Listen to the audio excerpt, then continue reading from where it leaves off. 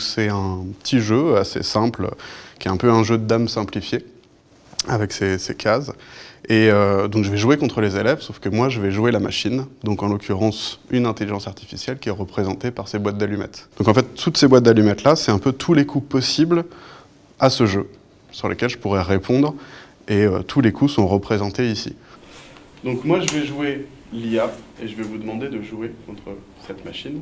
Donc c'est un jeu résolu, il y a une manière ultime de jouer, mais là je la connais pas, et les boîtes d'allumettes la connaissent pas non plus. Alors qui veut essayer en premier, en sachant que là, c'est le plus facile. Allez. Je commence ? Tu commences.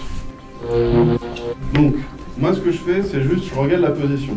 Et les petites flèches qui sont sur la boîte, c'est tous les coups que j'ai en réponse. J'ai toutes les possibilités de réponse qui sont marquées sur cette boîte, avec des petites perles à l'intérieur, et que je tire au hasard, forcément de manière innocente, pour jouer le coup qui sera indiqué. J'avance ici. Hop. Donc là, j'ai pas 50 choix, j'en ai que 3. Je mange.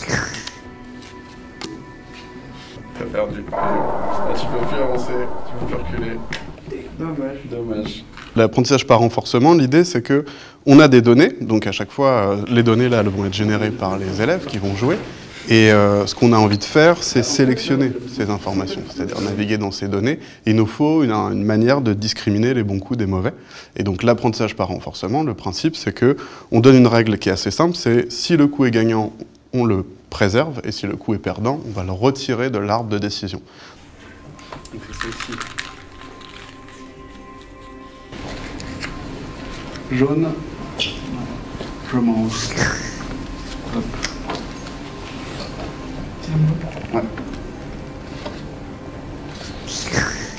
Yes, bien joué. Donc là, je peux plus avancer, je peux pas le manger devant moi. Là, c'est la dernière. Du coup, je la retire du jeu, parce que c'était un mauvais coup. Et du coup, ça m'a fait perdre. Et donc, je vais juste retirer cette possibilité-là. Et au fur et à mesure des parties, du coup, ce système va devenir plus intelligent, puisqu'on aura enlevé toutes les possibilités qui le font perdre. Et du coup, au fur et à mesure des parties, il va devenir un peu plus fort, beaucoup plus fort, jusqu'à devenir imbattable. En fait, les boîtes où il y a des perles qui sont sorties, c'est là déjà où elle a plus appris. Ça veut dire que, techniquement, elle va prendre la bonne décision. Donc tu peux jouer plus créativement si tu vas vers des positions qu'il n'a pas encore vues. Ouais, j'ai pas 50 000 choix, hein. Pareil, il n'y en a qu'un. Je peux que manger. C'est la situation. Mais t'as un coup d'avance. Ouais. C'est gagné. Bien joué. Il faut à peu près qu'ils perdent 11 fois pour enlever suffisamment de branches pour qu'on tombe sur l'algorithme optimal qui fera qu'il gagnera à tous les coups. C'est un peu le paradoxe en intelligence artificielle, c'est que si on fait quelque chose de trop intelligent ou qui serait trop fort, il apprendrait rien. Pour apprendre, il faut qu'il se trompe et qu'il fasse des erreurs. Ce principe-là d'apprentissage par renforcement, il est utilisé dans des systèmes d'intelligence artificielle plus complexes. On peut permettre à des robots, par exemple, de se repérer dans un espace, d'éviter des obstacles, d'optimiser leur vitesse.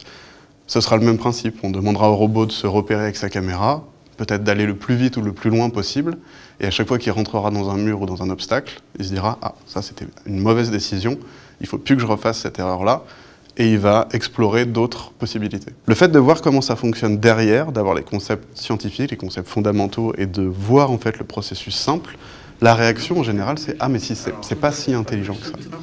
Et ça c'est important, parce que effectivement les concepts derrière ils sont relativement simples, et c'est la première porte qui ouvre la remise en cause de l'information.